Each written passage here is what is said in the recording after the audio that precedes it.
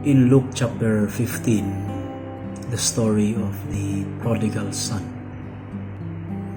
And the moment of truth when he realized at siya po ay umuwi na sa kanyang tahanan,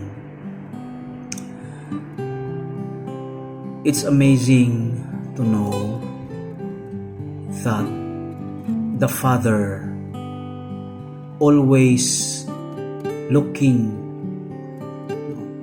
nag-aantay sa muling pagbabalik ng kanyang anak. And nung nakita niya na ang kanyang anak na paparating na at pauwi na, the father kiss and embrace before the confession. And kung ano yung nawala, ibinalik sa anak. Mga kapatid, that is the love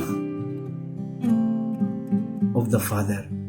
That is how God loved us. Ganyan po tayo minahal ng Diyos. Before pa tayo makapag-confess sa lahat ng ating sinasabi, niyakap na po tayo ng Panginoon at hinalikan. It's time for you to come home.